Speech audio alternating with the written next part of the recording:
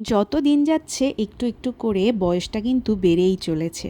প্রতি বছর জন্মদিনটা এলে সেটা আরও ভালো করেই বোঝা যায়। বিয়ের আগে প্রতি বছর জন্মদিনটা বাবা মা তাদের সাধ্য মতো সেলিব্রেট করত, আর বিয়ের পর থেকে সেই দায়িত্বটা পুরোপুরিভাবে বিশ্ব নিজের নিয়ে নিয়েছে। আর প্রতি বছর সে তার মতো করে আমার জন্মদিনটা পালন করছে। এবছরও তার অন্যথা হয়নি, তবে আগের চেয়ে আমার এক্সাইটমেন্টটা অনেকটাই কমে গেছে, তবে এক্সপেকটেশন একটুও কমেনি। এর দিন রাত 12টা পর্যন্ত জেগে বসে থাকার আর আমার কোনো ক্ষমতাই ছিল না, কারণ আগের দিন ছিল যেমন স্কুল তেমন টিউশন। সব কিছু সেরে রাতের খাবার খেয়ে আমি মোটামুটি 10টার মধ্যে শুয়ে পড়েছিলাম। তাই আমার ব্যাকগ্রাউন্ডটা দেখলেই বুঝতে পারবে কতটা অগোছালো, কারণ আমি রীতিমতো ঘুমোচ্ছিলাম।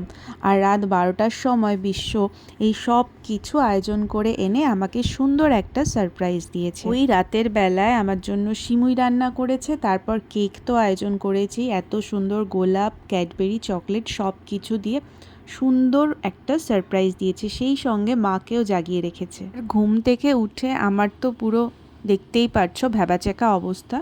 তবুও যতই হোক জন্মদিন বলে কথা, স্পেশাল তো ফিল করতেই হবে। আগে হলে আমি নিজেই জেগে বসে থাকতাম আর সুন্দর করে সেজেগুজে রেডি হয়ে থাকতাম। এবছর সেই এনার্জিটা আমি আর পাইনি। যাই হোক, তবু আনন্দের এতটুকু খামতি হয়নি।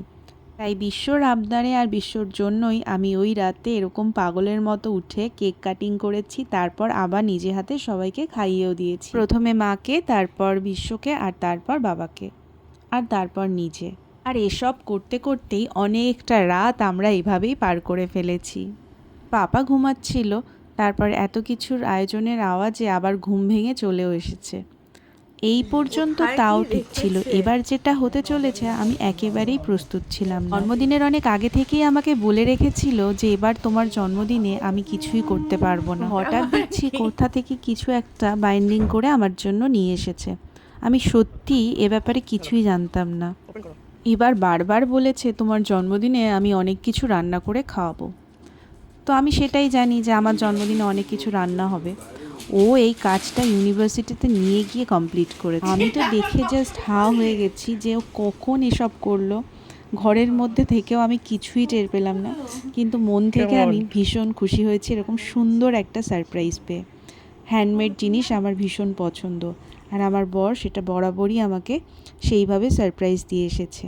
আর প্রতিবার জন্মদিনে এরকম সুন্দর একটা ফুলের তোড়া আমার জন্য নিয়ে আসে। এই ছবিটা এঁকেছে সেটা তোমাদের জন্য আর একবার দিয়ে দিলাম, দেখে জানিও কেমন হয়েছে। ফার্স্ট পার্টটা এখানেই শেষ করছি, পুরো ভিডিওটা একসাথে করতে গেলে অনেক বড় হয়ে যাবে। পরের দিন ছিল আমার ড্রয়িং ক্লাস, তাই তার একটা ছোট্ট ভিডিও আমি এর সাথে জুড়ে দিলাম।